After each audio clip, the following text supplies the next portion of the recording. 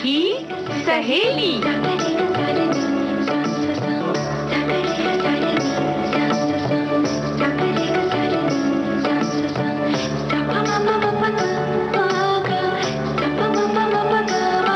सखी सहेली।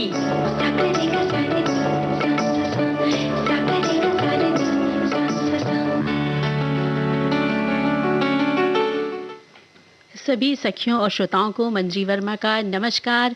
और आज हमारे साथ हैं भाई कौन, थोड़ा सस्पेंस रखते हैं लेकिन आज हमारे साथ है हमारी प्यारी बुआ। मतलब सस्पेंस ज्यादा देर टिक नहीं पाया, क्योंकि प्यारी बुआ जब आ जाती है तो सस्पेंस खत्म हो जाता है ना, खत्म हो जाता है। और आपकी हूँ भी हो गई थी ना, तो हो फिर गई थी। आपके तो इतने शब्द पहचानते हैं सब लोग। अच्छा, हमें लगा तुम डर गई। नहीं, हम नहीं डरे। तुम नहीं डरी?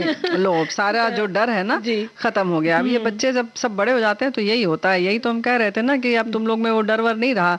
हाँ, लेकिन भाई सब पढ़ लिख ली, समझदार हो गई हो तो अच्छी बात भी है। जी। और प्यारी बुआ, डर तो नहीं, लेकिन एक आदर सम्मान तो है ना। हाँ, तो वो मिला है, घुट्टी में दिया है। डरते तो जब है, जब थोड़ा सा कभी कुछ हो जाए तब डर लगेगा लेकिन वैसे बुआ बहुत अच्छी होती है, सभी की बुआ बहुत अच्छी होती है। हमारी प्यारी बुआ भी बहुत अच्छी है। अब भाई देखो, रक्षाबंधन आ रहा है तो बुआ लोग तो याद आएंगी ही। और ये तो वर्ड फेमस है ना कि एक सम्मान वाली बात अलग होती है, डर की बात अलग होती है। लेकिन अब इस डर में और सम्मान में, ये सब में कहीं शब्द और जो हमारे जो विषय है वो कहाँ गुम हो गए बिटिया? ये बताओ तुम मंजरी। ये बिल्कुल गुम नहीं हुए बुआ। हम बताते हैं कि देखिए, आज हम सखी विशेष में बात करेंगे भार्गवी राव साहित्यकार की, जो तेलुगु की है। अच्छा। और इसके साथ साथ आज है लोकमान्य तिलक जी की पुण्यतिथि है, उसके बारे में बात करेंगे। और भाई आज तो चित्रलेखा का भी दिन है ना, तो सुनवा रही हो ना? बिल्कुल सुनवाएंगे। चलो, ये तो बढ़िया है। और इसके साथ साथ आज है असहयोग आंदोलन दिवस भी है। और एक और महत्वपूर्ण बात है, स्तनपान सप्ताह शुरू हो गया भैया, तो इसके बारे में ढेर सारी जानकारी तो मिलेगी ही। सब बहुत जानकार हैं, सब बहुत पढ़े लिखे हैं, लेकिन थोड़ी थोड़ी बात तो हम लोग करेंगे ही, है कि नहीं? क्योंकि हम लोग की बात करने से जागरूकता आ जाती है लोगों में। अच्छा, ऐसा? हाँ, मतलब कुछ लोगों को कुछ पॉइंट्स नहीं पता होते हैं तो वो पता चल जाते हैं। देखो, पता सब रहता है, लेकिन फिर भी बार बार ना पढ़ना पड़ता है, बार बार बुआ बोलना पड़ता है, याद दिलाना पड़ता है। हाँ, अब जैसे खुद भी देखो ना, मालूम है कि हाँ भाई, अंकुरित मूंग है, अंकुरित चना, ये सब खाओ, खुश रहो, लेकिन कहाँ हो पाता है? रोज टहलने जाओ, लेकिन ये सब तो करना पड़ता है, याद दिलाना पड़ता है। बिल्कुल बुआ, पता सब रहता है। कल तुमने सूप नहीं बनाया जैसे। हाँ, वो भूल गया। बस भूल गए। जितनी स्वास्थ्य वाली चीज होगी ये भूल जाएंगे। चिप्स खाना होगा तो सबसे पहले। हाँ, ये तो बात सही कही बुआ, क्योंकि ये कह देती है कि ये हमारा जन्मसिद्ध अधिकार है कि हम खाएंगे। लेकिन देखिए ना, आज क्योंकि ये जो नारा है, स्वराज हमारा जन्मसिद्ध अधिकार है। अच्छा, ये जन्मसिद्ध अधिकार से तुमने इधर जोड़ दिया। और ये नारा दिया है महान स्वतंत्रता सेनानी लोकमान्य बाल गंगाधर तिलक जी ने। आज उनकी पुण्यतिथि है, तो उन्हें हम याद करते हुए शत नमन करते हैं। बिल्कुल नमन करते हैं। और ऐसा नहीं है कि भाई हम ही नमन कर रहे हैं, हमारे सब साथी भी कर रहे हैं। लिखा भी है कि इनकी भूमिका को हमेशा याद किया जाएगा। बाल गंगाधर तिलक भारतीय राष्ट्रीय आंदोलन के जनक के रूप में जाने जाते हैं। भारतीय राष्ट्रीय आंदोलन के पहले लीडर गंगाधर जी ही रहे। बाल गंगाधर तिलक बहुमुखी प्रतिभा के धनी थे। वे एक शिक्षक, वकील, सामाजिक कार्यकर्ता, स्वतंत्रता संग्रामी, नेशनल लीडर थे। उन्हें इतिहास, संस्कृत, खगोल शास्त्र एवं गणित में महारत हासिल थी। बाल गंगाधर तिलक को लोग प्यार से लोकमान्य कहकर पुकारते थे। स्वतंत्रता के समय इन्होंने कहा था, स्वराज्य मेरा जन्मसिद्ध अधिकार है और हम इसे पाकर ही रहेंगे। इस नारे ने बहुत से लोगों को प्रोत्साहित किया था। बाल गंगाधर जी पूरी तरह से महात्मा गांधी का समर्थन नहीं करते थे। उनके हिसाब से अहिंसा और सत्याग्रह पूरी तरह से अपनाना सही नहीं है। जरूरत पड़ने पर आपको हिंसा का उपयोग करना पड़ता है। ये सैद्धांतिक होती है बातें। आपके सिद्धांत के, आपके आदर्श अलग होते हैं, विचार अलग होते हैं, लेकिन हमारे साथी ने बहुत अच्छे तरीके से लिखकर भेजा। और एक और हमारे पास संदेश आया है। ये लिखते हैं कि लोकमान्य बाल गंगाधर तिलक जी को उनकी पुण्यतिथि पर हमारा नमन है। उनका दिया गया नारा स्वराज मेरा जन्मसिद्ध अधिकार है और मैं उसे लेकर रहूंगा आज भी उतने ही जोश के साथ बोला जाता है, याद किया जाता है। अंग्रेजों से आज़ादी दिलवाने में उनकी भूमिका को हमेशा याद किया जाएगा। बिल्कुल याद किया जाएगा। भाई जन्म कहाँ हुआ था ये भी तो बता दो। उनका जन्म 23 जुलाई 1856 को महाराष्ट्र के रत्नागिरी जिले के एक गांव चिखली में हुआ था। आप आधुनिक कॉलेज शिक्षा पाने वाले पहले भारतीय पीढ़ी में से एक थे। आपने दक्कन शिक्षा सोसाइटी की स्थापना की ताकि भारत में शिक्षा का स्तर सुधर सके। भारतीय राष्ट्रीय कांग्रेस से 1890 में जुड़े बाल गंगाधर तिलक और ब्रिटिश राज के दौरान पूर्ण स्वराज की मांग उठाई और महाराष्ट्र में जन जागृति का कार्यक्रम पूरा करने के लिए गणेश उत्सव और शिव जयंती उत्सव सप्ताह भर मनाना शुरू किया ताकि लोग एकजुट हो सकें। जी, और गणेश उत्सव और जो हमारे जो शिवाजी उत्सव होता है ये बहुत धूमधाम से यहाँ पे मनाया जाता है और अभी तो अगले महीने तो शुरुआत हो ही जाएगी इसकी। और इस प्रकार जनता में देश प्रेम की भावना जागृत हुई और अंग्रेज़ों के अन्यायों के विरुद्ध संघर्ष का साहस भर गया था। और सन 1905 में नागरी प्रचारणी सभा में उन्होंने कहा था, देवनागरी को समस्त भारतीय भाषाओं के लिए स्वीकार किया जाना चाहिए। तिलक जी भारतीय राष्ट्रवादी, शिक्षक, समाज सुधारक, वकील और एक स्वतंत्रता सेनानी रहे और आपकी कृतियों में गीता रहस्य सर्वोत्कृष्ट है। कई भाषा में अनुवाद हुआ और खास बात ये कि श्रीमद् भागवत गीता की व्याख्या को लेकर इन्होंने मंडाले जेल में जो लिखी गई थी उन्होंने गीता रहस्य, हाँ, वो उन्होंने वहां पर लिखी थी। और इनकी और भी बहुत सारी रचनाएं हैं, ऐसा नहीं केवल यही लिखा इन्होंने।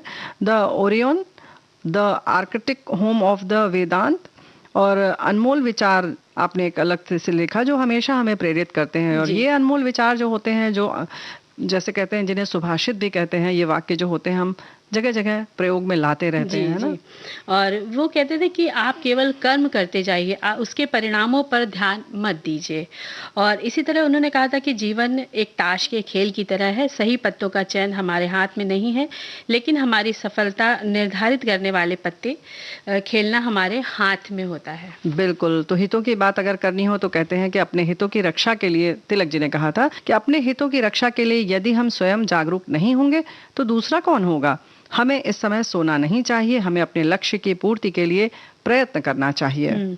और उन्होंने कहा कि महान उपलब्धियां कभी भी आसानी से नहीं मिलती हैं और आसानी से मिली उपलब्धियां महान नहीं होती हैं।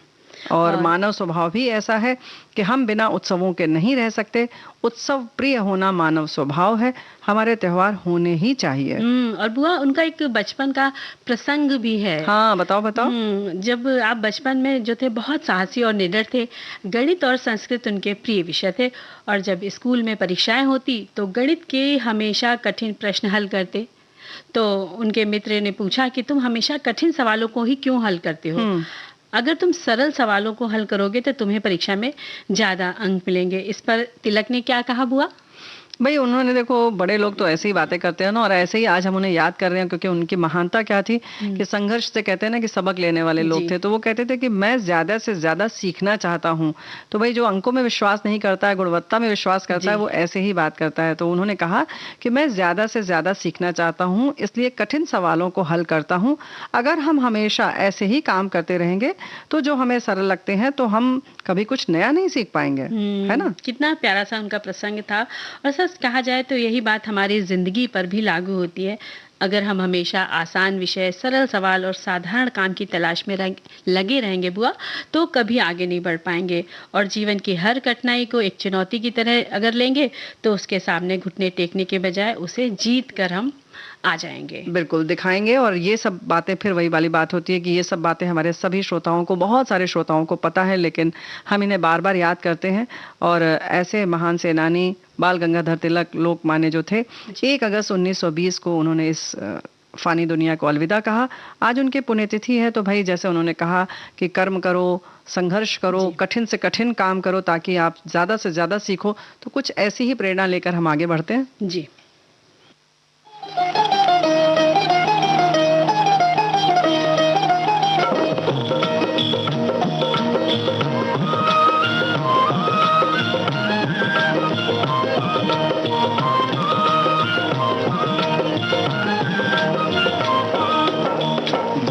भारत देश हमारा, जय जय भारत देश, जय जय भारत देश हमारा, जय जय भारत देश। आज शांति का दुनिया को देता है संदेश, आज शांति का दुनिया को देता है संदेश। जय जय भारत देश हमारा, जय जय भारत देश, जय जय भारत देश हमारा, जय जय भारत देश।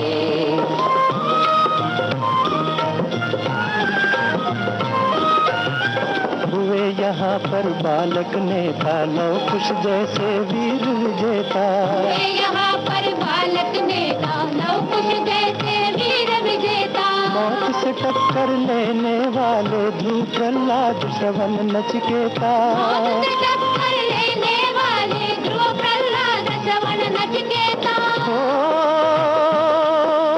नौनिहाल से अमर शहीदों का ये प्यारा देश। जय जय भारत देश हमारा, जय जय भारत देश।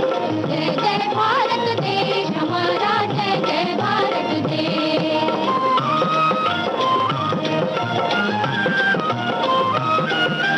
राम कृष्ण गौतम गांधी ने इस धरती पर जन्म लिया। राम कृष्ण गौतम गांधी ने इस धरती पर जन्म लिया। वीर भरत के पराक्रमों ने भरत भूमि इसे नाम दिया। वीर भरत के पराक्रमों ने भरत भूमि से नाम दिया। इस धरती के बच्चे दे गए जग को नव आदेश। जय जय भारत देश हमारा, जय जय भारत देश। जय जय भारत देश हमारा, जय जय भारत देश।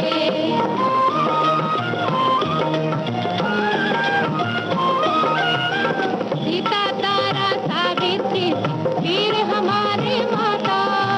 सीता तारा सावित्री वीर हमारी माता। जिन जिन के इतिहास अमर है उनसे हमारा नाता। जिन जिन के इतिहास अमर है उनसे हमारा नाता।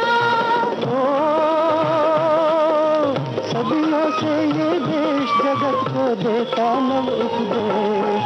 जय जय भारत देश हमारा, जय जय भारत देश। जय जय भारत देश हमारा, जय जय भारत देश। जय जय भारत देश हमारा, जय जय भारत देश। तो ये जय जय भारत देश हमारा, ये गीत हमने लिया फिल्म मतलबी दुनिया से। और बुआ देखिए ना कि आज दूसरा भी दिवस है, महान दिवस है। और जय जय भारत देश की बात जब आती है तो बहुत सारे आंदोलन, बहुत सारे ऐसे जो क्रांतियां हैं वो याद आती हैं, जिनकी वजह से हम आज बहुत आज़ादी से बैठे हैं, बड़े सुकून से बैठे हैं कि नहीं। ये तो वर्ड फेमस है ना कि कितने साल तक हम लोगों ने गुलामी की, सही सही, और उसके बाद कितने साल संघर्ष भी बहुत ज्यादा किया है ना जी। और आज का दिन खास क्या है? असहयोग आंदोलन दिवस है जी। असहयोग आंदोलन गांधी जी की देखरेख में चलाया जाने वाला प्रथम जन आंदोलन था। और एक संदेश हमें मिला है कि असहयोग आंदोलन अंग्रेजों के अत्याचार के खिलाफ 1 अगस्त 1920 को गांधी जी द्वारा शुरू किया गया सत्याग्रह आंदोलन है। ये अंग्रेजों द्वारा प्रस्तावित अन्यायपूर्ण कानूनों और कार्यों के विरोध में देशव्यापी अहिंसक आंदोलन था। इस आंदोलन में यह स्पष्ट किया गया था कि स्वराज अंतिम उद्देश्य है। और देखो ऐसा है ना कि 1 अगस्त जो 1920 की बात हो रही है तो ये औपचारिक रूप से शुरू हुआ था और बाद में आंदोलन का प्रस्ताव जो है कांग्रेस के कलकत्ता अधिवेशन में 4 सितंबर 1920 को पारित हुआ और इसके बाद कांग्रेस ने इसे अपना औपचारिक आंदोलन भी स्वीकृत कर दिया है कि नहीं जी। और जब इस आंदोलन का आगाज किया गया था तो आंदोलन के दौरान विद्यार्थियों ने सरकारी स्कूलों और कॉलेजों में जाना छोड़ दिया, वकीलों ने अदालत में जाने से मना कर दिया, कई कस्बों और नगरों में मजदूर हड़ताल पर चले गए और शहरों से लेकर गांव देहात में इस आंदोलन का असर दिखाई देने लगा। और सन 1857 के स्वतंत्रता संग्राम के बाद असहयोग आंदोलन से पहली बार अंग्रेजी राज की नींव हिल गई थी। गांधी जी ने कहा था कि अगर असहयोग का ठीक ढंग से पालन किया जाए तो भारत 1 साल के अंदर स्वराज हासिल कर लेगा। गांधी जी के आह्वान पर लाखों देशभक्त आंदोलन में कूद पड़े थे और विदेशी वस्तुओं का बहिष्कार किया गया और विदेशी वस्तुओं की होली जलाई गई तो हम सब जानते ही हैं, है ना। और ब्रिटिश सरकार ने 1921 के अंत तक लगभग 60,000 लोगों को जेल में बंद कर दिया था। सरकार की दमनकारी नीति के बावजूद लोगों ने आंदोलन जारी रखा। असहयोग आंदोलन के कारण देशवासियों में राजनीतिक अधिकारों के लिए जागरूकता उत्पन्न हुई व स्वराज की मांग प्रबल हुई। इस आंदोलन का प्रमुख उद्देश्य अंग्रेजी सरकार का बहिष्कार करना था। और इस संबंध में देखो बहुत सारी जानकारी हमारे और साथियों ने भी लिखा है, थोड़ा अलग अलग शब्दों में, बातें वही सब हैं। आपने लिखा है कि आंदोलन की अनिवार्य विशेषता ये थी कि अंग्रेजों की क्रूरता के खिलाफ लड़ने के लिए शुरू में केवल अहिंसक साधनों को अपनाया गया था। इस आंदोलन ने अपनी रफ्तार सरकार द्वारा प्रदान की गई उपाधियों को लौटाकर सिविल सेवाओं, सेना, पुलिस, अदालत, विधान परिषदों, स्कूलों, विदेशी वस्तुओं का बहिष्कार करके दिखा दिया कि हम आपका सहयोग नहीं कर रहे हैं। तो भाई ये सब तरीके होते हैं, कहीं पर आपको विरोध दर्ज करना हो तो हर समय हिंसा का सहारा नहीं, इस तरीके से भी एक लिया जा सकता है, किया जा सकता है।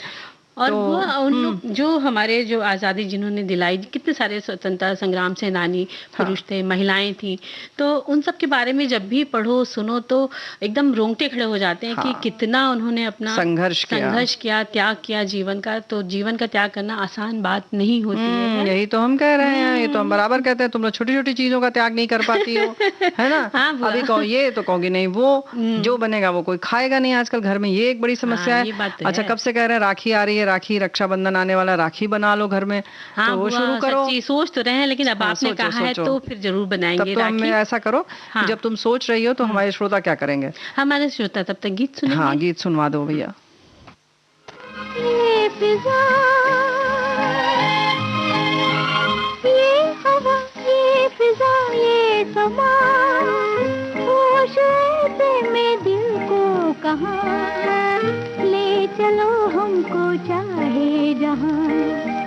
ये हवा, ये फिजा, ये समा, होश ऐसे में दिल को कहाँ ले चलो हमको चाहे जहाँ।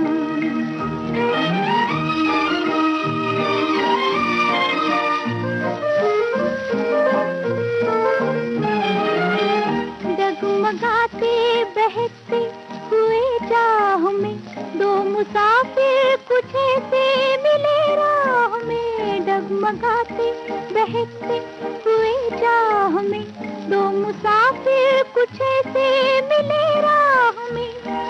आंखें नहीं मिल टकरा गए, दिल धड़कन ने खोली जुबान। ये हवा, ये फिजा, ये समा, होश ऐसे में दिल को कहाँ ले चलो हमको चाहे जहाँ।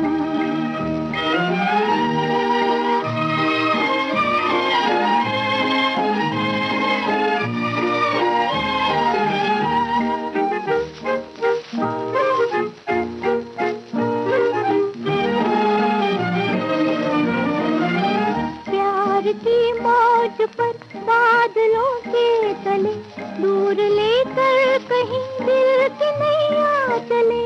प्यार की मौज पर बादलों के तले दूर लेकर कहीं दिल की नैया चले। तूफान को भूले, लहरों में झूले ख्वाबों की ये कश्तियाँ। ये हवा, ये फिजा, ये समा, होश ऐसे में दिल को कहाँ ले चलो हमको चाहे जहाँ।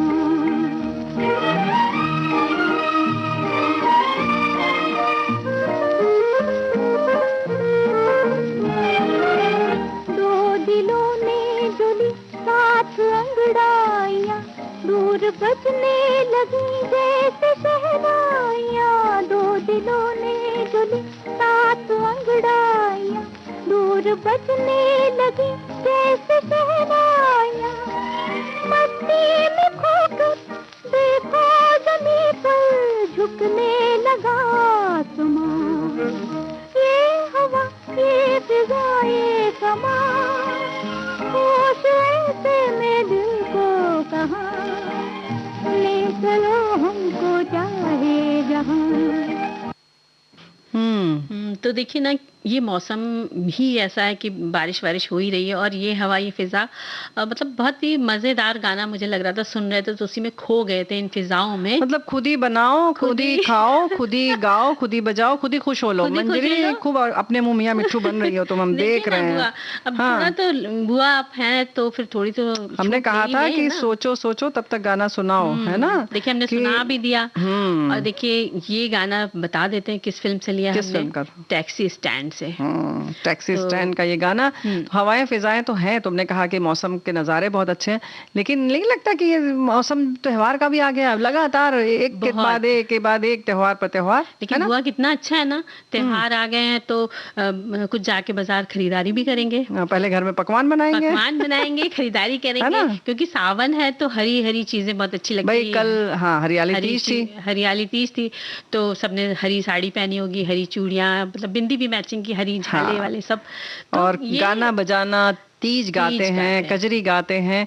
तो इस तरीके से जो लोक संगीत हैं वो अपने आप में हमारी ज़बान पर आ जाते हैं और उसका मज़ा तो आता ही है। और पूरा जो मौसम है ना सावन सावन वाला, वो हरियाली सब तरफ छा जाती है कि नहीं? बहुत अच्छा लगता है। और ऐसे ही देखो, अब कल नाग पंचमी है, उसका त्योहार है, फिर राखी की जैसे हमने बात की, तो भाई बनाओ घर में बहुत तरीके से बनती है। तुम बताओ कैसे कैसे बना सकते हैं राखी? हाँ, देखिए राखी तो रेशम के उससे बन सकती है कि रेशम के धागे को बांध करके आप ब्रश से फैला करके बना ले, फिर उसके ऊपर नग वग चिपका दें, उसके नीचे आप डोरी लगा दें या ऊन लगा दें। और हमने जो राखी मतलब हम बना सकते हैं, तो वो हम मोतियों से भी बना सकते हैं राखी। उसकी एक लड़ी बना लो, ब्रेसलेट राखी, क्या बात है ना। और दोनों तरफ आप एक तरफ लूप लगा लें, एक तरफ हुक लगा दीजिए, बस बढ़िया सी एकदम राखी बन जाती है। लेकिन अगर दूर भेजना है तो भाई आप कुछ ऐसा करिए कि रेशम वाली बलिया लगेगी, है कि नहीं? और एक और राखी होती है ना जो ऊन से बनाई जा सकती है, लेकिन आपके पास क्रोशिया हो तो बना लें, या जिसको क्रोचेट भी लोग कुछ कहते हैं, कुछ और भी तरीके से आप बुन के बना सकते हैं। बहुत सारे तरीके हैं, शनील के ऊपर बना सकते हैं, उसके फूल बना सकते हैं, कुछ लोग रिबन की बना लेते हैं, रिबन की भी बहुत सुंदर लगती है। हाँ, और नहीं तो आप पतली सी डोरी ले में 2 मोती भी डाल देंगे तो हल्की सी हो गई, तो भेजने में भी आसान। और ऐसे ही बहुत सारी जगह जो होती है पारंपरिक तरीके से जो बनाते हैं, वो जो कलावा होता है जिसको मौली भी कहते हैं, लाल पीला वाला जो धागा होता है पूजा में जो लगता है, उसमें एक उसको ले लें, अपने हाथ के बराबर लेना है जितने लंबा, और एक छोटा सा चौकोर, कम से कम 2-2 इंच का चौकोर पीला कपड़ा ले लीजिए, और वो बिल्कुल ट्रेडिशनल हो, पारंपरिक जैसा, या घर में रंग लें हल्दी में तो और अच्छा, और उसमें 5 जो है वो जौ रख के उसकी पोटली बना लीजिए और उस धागे से बांध दीजिए। वो राखी भी बड़ी अच्छी होती है, पारंपरिक, तो बड़ी पवित्र होती है जी। तो लेकिन वो वाली राखी भी याद आ रही है मुझे, जो फोम की होती थी, नीचे फोम लगा होता था, ऊपर चमकीला और वो एक ऐसी कटिंग वाली वो आती थी, लेस आती थी, वो लगी रहती थी, और कई उस पे कहते हैं ना, कई मंजिले वाली होती थी, उसके ऊपर मेरे भैया भी लिखा रहता था, प्लास्टिक पे लिखा रहता था, और जो स्पंज होता था मोटा पतला सब तरीके का होता था। बाद में जब राखी का दिन निकल जाता था तो हम लोग फोम को निकाल के जहाँ इंक गिर जाती थी तो उसको सोखने का काम करता था। क्या बात है, वो राखियां भी याद आती, वो राखियां याद आती थी, और खूब बड़ी होती थी। उनका अपना मजा था, उनका अपना, भाइयों को भी अच्छा लगता था, वो जाके अपनी पसंद की बड़ी खरीद के, और बड़े फख्र से बताते थे कि भाई हमारे हाथ में 8 राखी बनेगी और बड़ी तो हम लोग को तो, हमें तो बस, हम बहनों को तो मतलब इंतजार होता था जल्दी से बांधे, फिर कुछ दें अपना पैसा वैसा जो भी देना है उनको, है ना हुआ।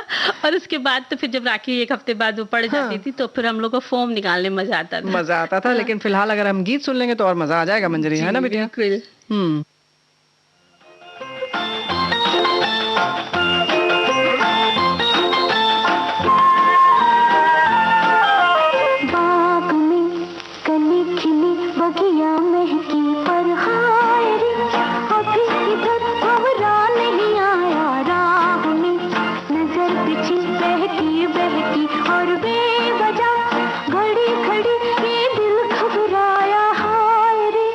क्यों आया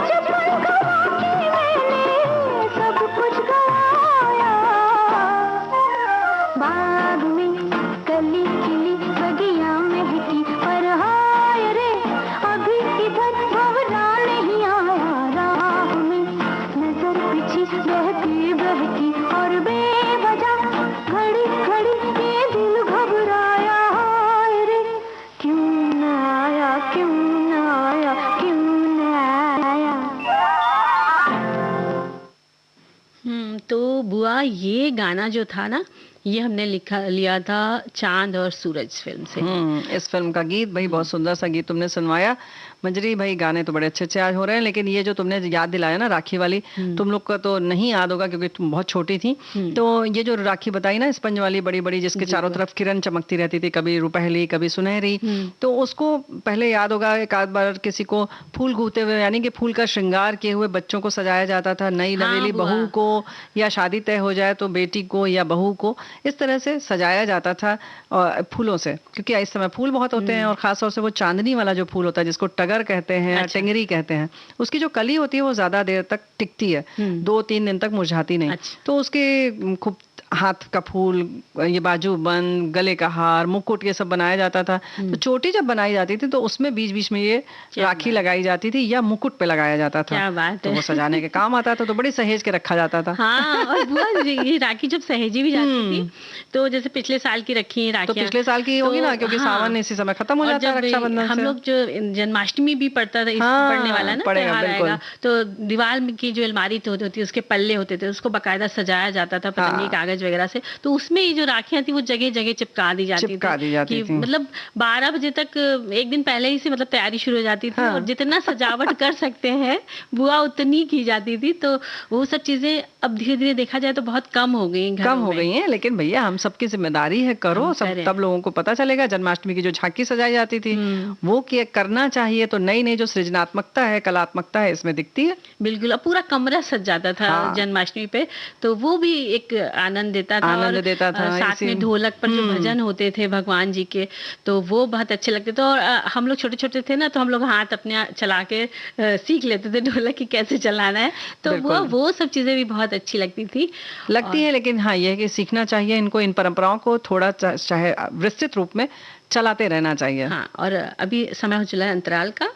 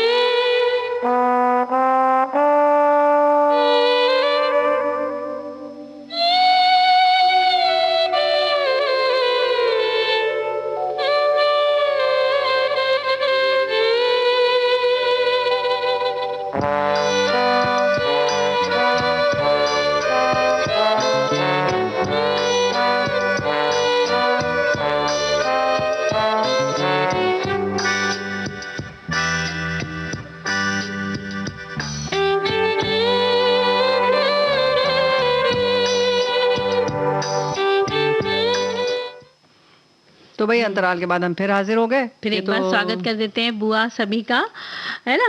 और देखिए ना, हम लोग त्योहारों की बात कर रहे थे, लेकिन आज हम लोग एक और चीज सुनवाने वाले हैं। तो बिल्कुल, वो कब सुनाएंगे? चित्रलेखा की बात है तो चित्रलेखा बस हम सुनवा देते हैं। ये है पठन चित्रलेखा का, सूत्रधार हरीश भिमाणी, और बहुत सुंदर प्रस्तुति है। इसको सुनने हमारे खजाने से हमने लिया है इसको जी।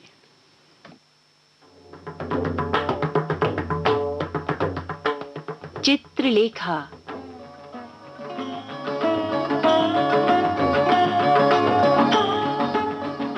हिंदी कथा साहित्य को भगवती चरण वर्मा का दार्शनिक उपहार चित्रलेखा।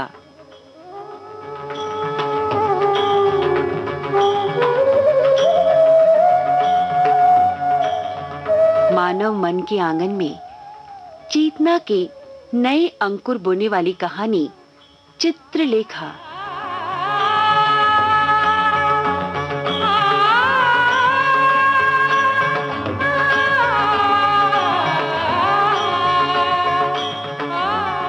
पिछली कड़ी में हमने बीजगुप्त और चित्रलेखा दोनों को उद्विग्न पाया था।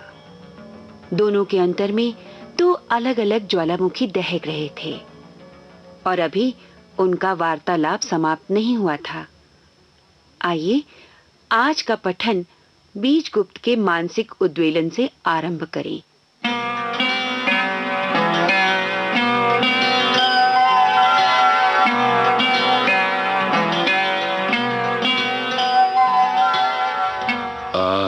दोनों के परिचय के बाद पहला अवसर उपस्थित हुआ है जब चित्रलेखा बीजगुप्त से अपनी बातें छिपा रही है।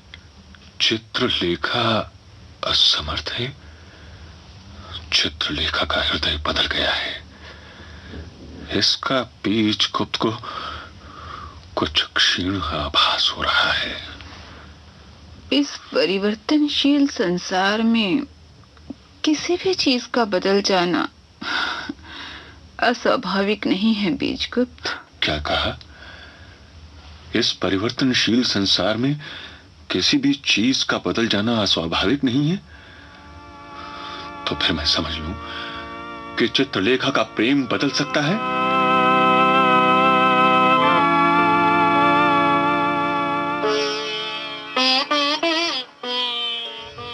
चित्रलेखा ने जो बात कह दी थी उसके लिए वो स्वयं भी पछता रही थी।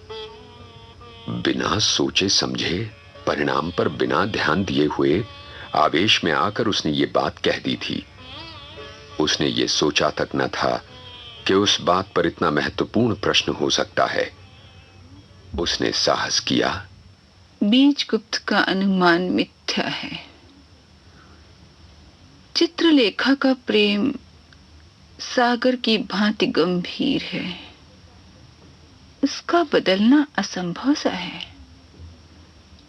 पर साथ ही मैं ये मानती हूं बीजगुप्त, और उसको ठीक भी समझती हूं कि प्रेम परिवर्तनशील है।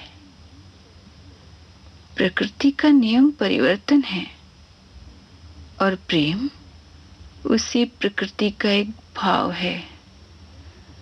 प्रकृति का नियम प्रेम पर भी लागू हो सकता है।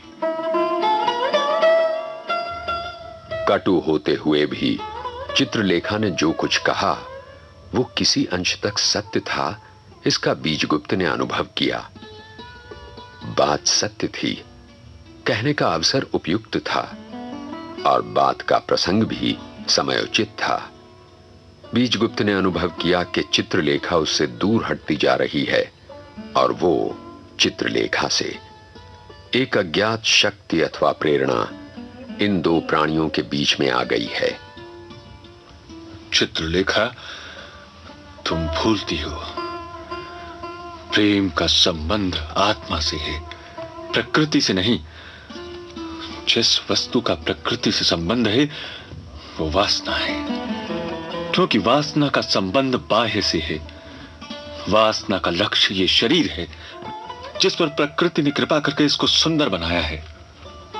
प्रेम आत्मा से होता है, शरीर से नहीं। परिवर्तन प्रकृति का नियम है, आत्मा का नहीं। आत्मा का संबंध अमर है। आत्मा का संबंध अमर है। बड़ी विचित्र बात कह रहे हो बीजगुप्त। जो जन्म लेता है वो मरता है। यदि कोई अमर है तो अजन्मा भी है। जहां सृष्टि है वहां प्रलय भी रहेगा। आत्मा अजन्मा है इसलिए अमर है, पर प्रेम अजन्मा नहीं है। किसी व्यक्ति से प्रेम होता है तो उस स्थान पर प्रेम जन्म लेता है। संबंध होना ही उस संबंध का जन्म लेना है। वो संबंध अनंत नहीं है बीजगुप्त। कभी न कभी उस संबंध का अंत होगा ही। प्रेम और वासना में भेद है, केवल इतना कि वासना पागलपन है जो क्षणिक है, और इसीलिए वासना पागलपन के साथ ही दूर हो जाती है। और प्रेम गंभीर है, उसका अस्तित्व शीघ्र नहीं मिटता। आत्मा का संबंध अनादि नहीं है बीजगुप्त। जो कुछ तुम कहती हो वो ठीक हो सकता है, मैं उसका विरोध नहीं करता। ये तो अपना अपना विश्वास है, पर इतना यहां पर कह देना अनुचित ना होगा कि उन्माद और ज्ञान में जो भेद है वही वासना और प्रेम में है। उन्माद अस्थायी होता है और ज्ञान स्थायी। कुछ क्षणों के लिए ज्ञान लोप हो सकता है, पर वो मिटता नहीं। जब पागलपन का प्रहार होता है, ज्ञान लोप होता हुआ विदित होता है, पर उन्माद बीत जाने के बाद ही ज्ञान स्पष्ट हो जाता है। यदि ज्ञान अमर नहीं है तो प्रेम भी अमर नहीं है, पर मेरे मत में ज्ञान अमर है, ईश्वर का एक अंश है और साथ ही प्रेम भी। बीजगुप्त, ठीक कहते हो। मैं भ्रम में थी। भ्रम के आवरण में मैं अपने को भूल गई थी। बीजगुप्त, क्षमा करना। चित्रलेखा उस समय लेटी हुई थी। उसकी आंखें अधखुली थीं। उसके सुंदर मुख पर उन्माद अटखेलियां कर रहा था। वो उठ बैठी। उसने अपने हाथ बीजगुप्त के गले में डाल दिए। श्वेतांक ने यह देखा। वो उठ खड़ा हुआ। बीजगुप्त ने कहा, श्वेतांक, तुम जा सकते हो। रथ अभी मत खुलवाना। आज मेरा निमंत्रण है और तुम्हारा भी।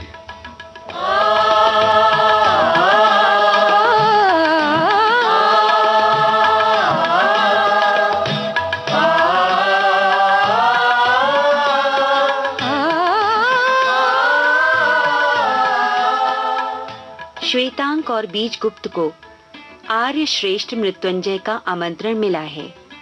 आइए पहले हम इन आर्य श्रेष्ठ का परिचय पढ़ें और जानें कि इस निमंत्रण का आशय क्या है। आर्य श्रेष्ठ मृत्युंजय जन्म से क्षत्रिय होते हुए भी कर्म से ब्राह्मण थे। पाटलिपुत्र के इस वयोवृद्ध सामंत के भवन में उल्लास विलास के स्थान पर त्याग और विराग का आधिपत्य था। लोग उनकी उपमा विदेह से देते थे और वे इस उपमा के योग्य भी थे। सारा नगर मृत्युंजय के नाम से परिचित था। बहुत थोड़े से चुने हुए व्यक्ति उनके व्यक्तित्व के थे। मृत्युंजय का क्षेत्र क्रीड़ा और कोलाहल से भरा हुआ जनरव न था। उनका क्षेत्र था उपासना और ध्यान, निरंतर एकांत। इस एकांतवासी क्षत्रिय के पास धन था और वैभव था। नगर के प्रमुख सामंतों में उसकी गणना थी और राज्यसभा में उसका आसन ऊंचा। उसका नाम सुनकर लोग आदर से मस्तक नमा देते थे और उसके सम्मुख होते ही लोगों में उसके प्रति भक्तिभाव उमड़ पड़ता था। आर्य श्रेष्ठ मृत्युंजय की साधना विशाल थी। उनमें आत्मिक बल था और आध्यात्मिक ज्योति। मृत्युंजय के पुत्र न था, केवल एक पुत्री थी। कन्या का नाम था यशोधरा। एकमात्र संतान होने के कारण मृत्युंजय का यशोधरा पर स्नेह था। उस समय यशोधरा की अवस्था प्राय 18 वर्ष की थी। यशोधरा के यौवन के विकास का काल था और मृत्युंजय के जीवन के निर्माण का। अगाध संपत्ति की स्वामिनी यशोधरा से विवाह करने के लिए प्रत्येक युवक का तत्काल तत्पर हो जाना स्वाभाविक था ही, पर साथ ही यशोधरा सुंदरी थी और सुंदरी भी उच्च कोटि की। उसके शांत मुखमंडल पर भोलापन अपना आधिपत्य जमाए हुए था। उसकी हंसी की सुरीली झंकार में यौवन से पराजित बचपन ने शरण ली थी। हरिणी की सी बड़ी बड़ी सुंदर आंखों में संकोच था और उसके रसयुक्त अरुण कपोलों में लज्जा थी। यशोधरा का यौवन सुधा और उल्लास का मिश्रण था। उसमें गर्व की उच्छृंखलता न थी, उसमें लज्जा की शांति थी। वृद्ध मृत्युंजय यशोधरा के लिए वर खोज रहे थे। एकाएक उनकी दृष्टि बीजगुप्त पर पड़ी।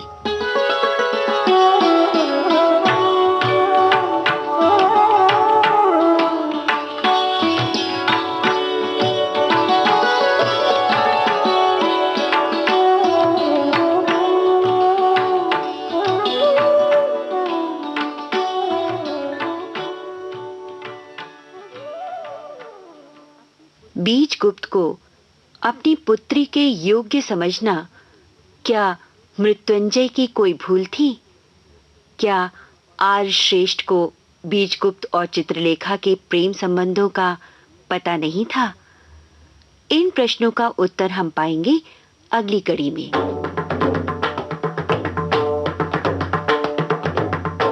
आज की कड़ी के कलाकारों का परिचय इस प्रकार है। चित्रलेखा दिशि दुग्गल और बीजगुप्त कमल शर्मा। सूत्रधार हरीश भीमाणी।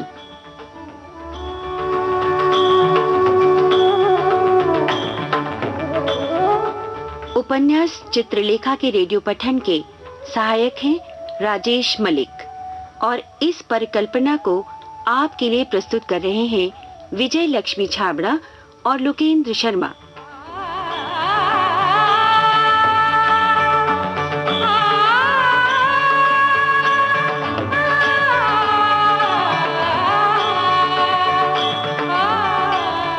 अब अगली कड़ी तक बीनू कल से विदा लेती है। नमस्कार।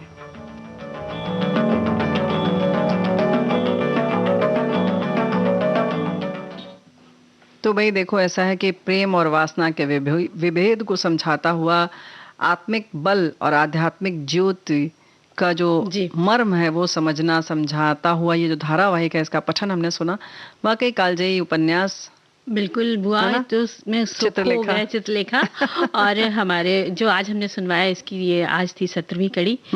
तो आगे अगले सोमवार को फिर सुनेंगे, है ना? फिर हम सुनाएंगे, तो आगे की कड़ी हम सुनेंगे। लेकिन फिलहाल और आज हम और भी बात करेंगे ना, स्तनपान सप्ताह है और भार्गवी प्रभंजन राव के बारे में बात करेंगे। बिल्कुल। लेकिन तुम्हारी निगाहें कुछ और कह रही हैं। हाँ, आप समझ गई बुआ, बहुत मतलब बता दो कि तुम बताओ कि हम समझदार हैं, है ना? सब तो देखो दुनिया ऐसे ही पलट रही है। जब तक हम कहते थे कि मंजरी बिटिया बहुत समझदार हो गई हैं, अब ये मंजरी बिटिया कहने लगी बुआ समझदार। तो चलो सुनते हैं गीत। हाँ हाँ।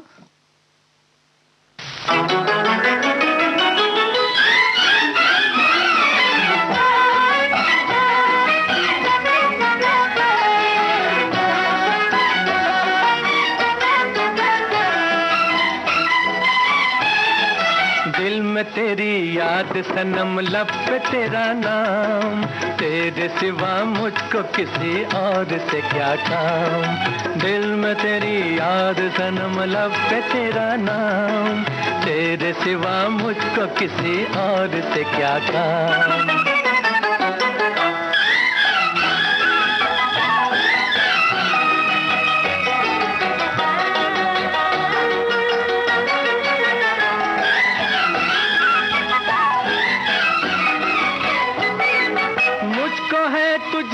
प्यार मान जा, करना मुझको बेकरार मान जा।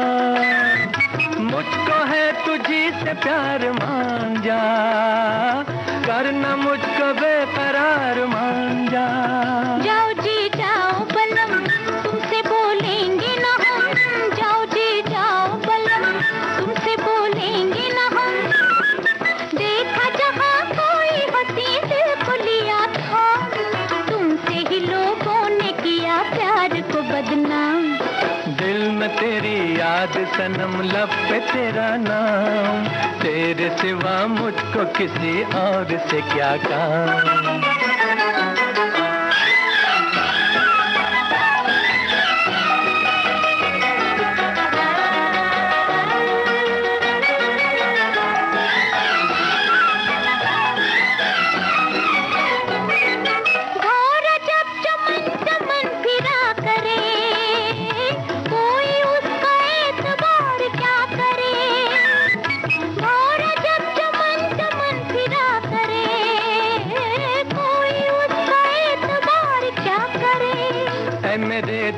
गली मैं हूँ और तेरी गली, मैंने तो बस तुझको दिया प्यार का पैगाम। घर से न जाऊंगा तेरे कुछ भी हो अंजाम।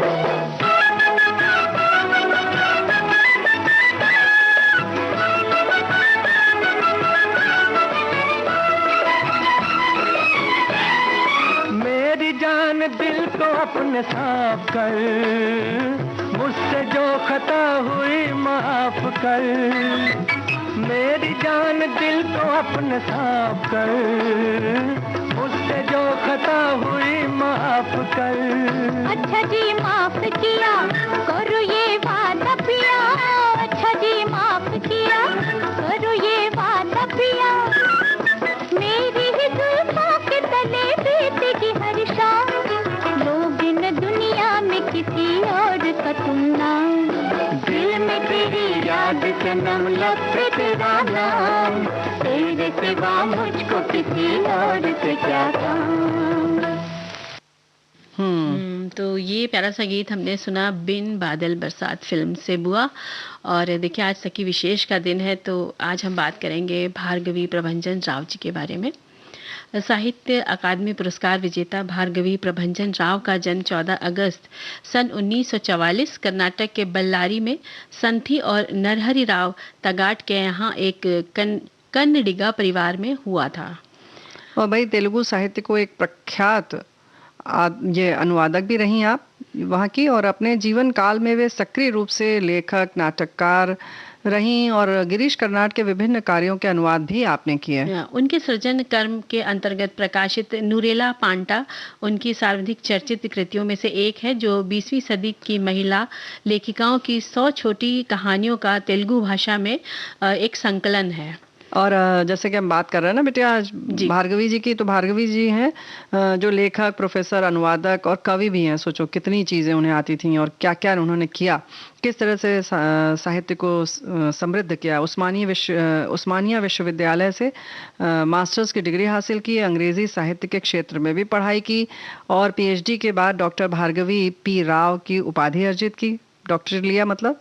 और इसी तरह उन्होंने शिक्षण कार्य भी किया और सेवानिवृत्त जब हो गई यानी रिटायर हो गई, तो उन्हें हैदराबाद में पोट्टी श्री रामुलु तेलुगु विश्वविद्यालय में मानद प्रोफेसर नियुक्त किया गया।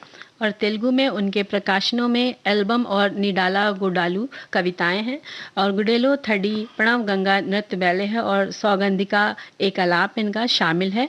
आपके कई अनुवादित नाटक आंध्र प्रदेश राज्य में बहुत प्रसिद्ध हुए।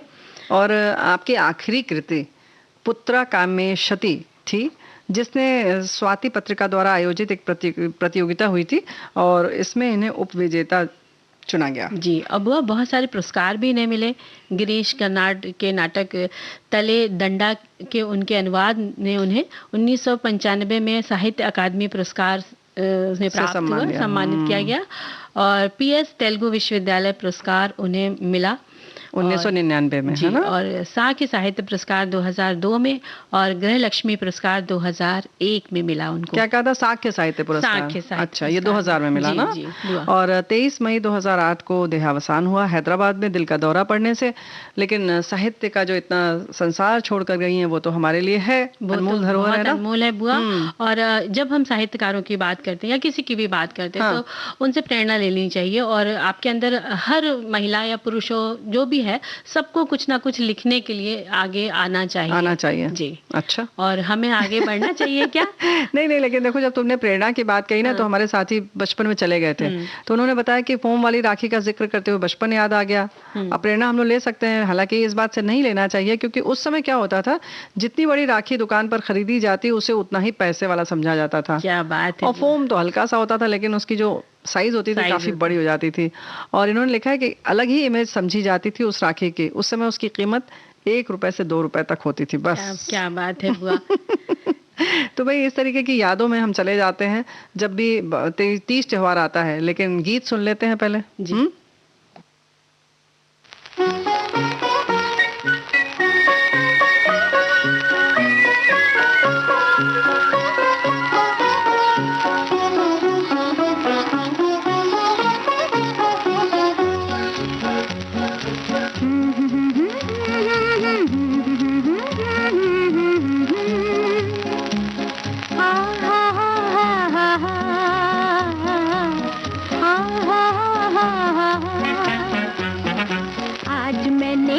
मेरा दिल है दीवाना सैया राजा, सचमुच तेरे लिए,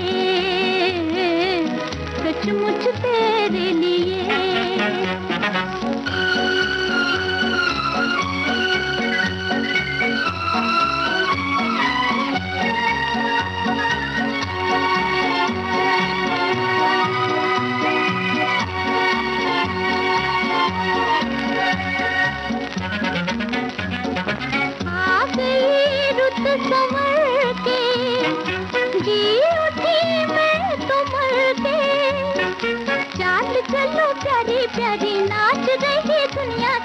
चाल चलो प्यारी प्यारी, नाच रही दुनिया सारी सचमुच तेरे लिए, सचमुच तेरे लिए। आज मैंने जाना मेरा दिल है दीवाना सैया राजा, सचमुच तेरे लिए, सचमुच तेरे लिए।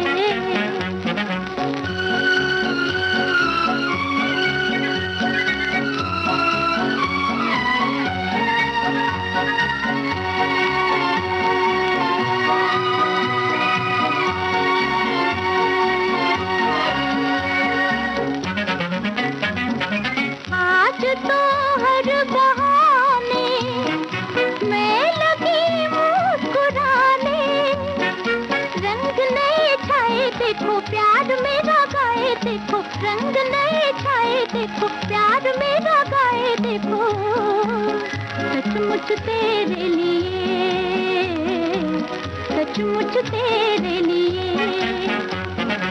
आज मैंने जाना मेरा दिल है दीवाना सैया राजा, सचमुच तेरे लिए, सचमुच तेरे लिए। आज मैंने जाना मेरा दिल है दीवाना सैया राजा, सचमुच तेरे लिए, सचमुच तेरे लिए। हा हा हा हा हा हा हा हा हा हा हा हा।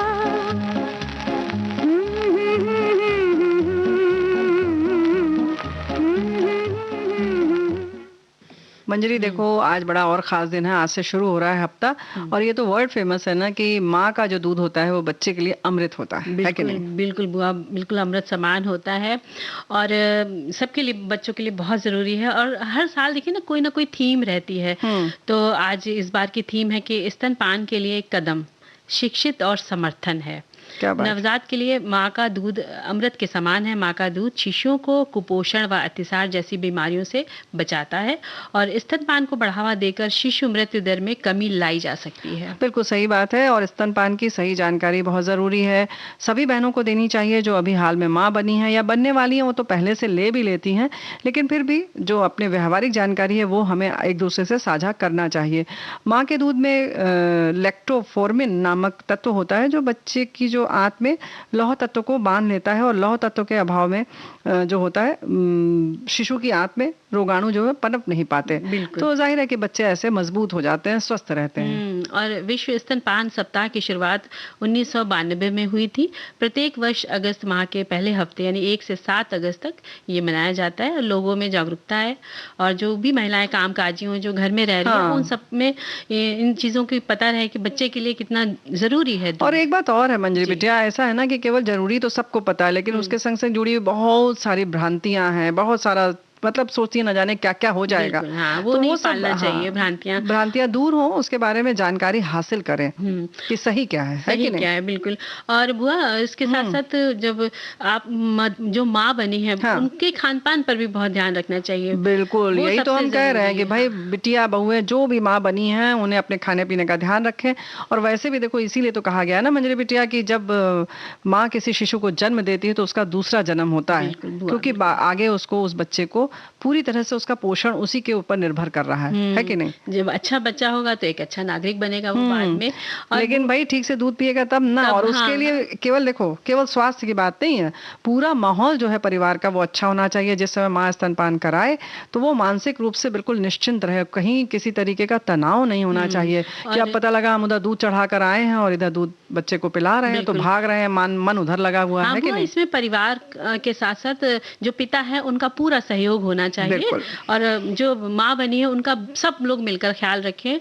और हम चाहेंगे कि सब स्वस्थ रहें। बिल्कुल। और हम ये चाह रहे हैं कि अब तुम्हारे चाहने से कुछ नहीं होगा, घड़ी चाह रही है कि अब टाटा बाय बाय बोल दीजिए जी। कि प्रोग्राम से विदा लेते हैं, तो सभी को मंजरी वर्मा और प्यारी बुआ का नमस्कार।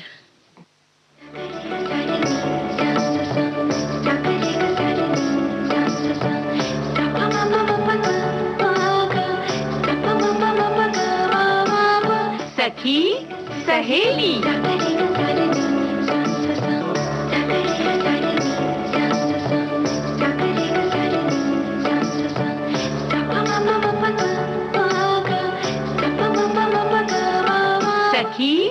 सहेली।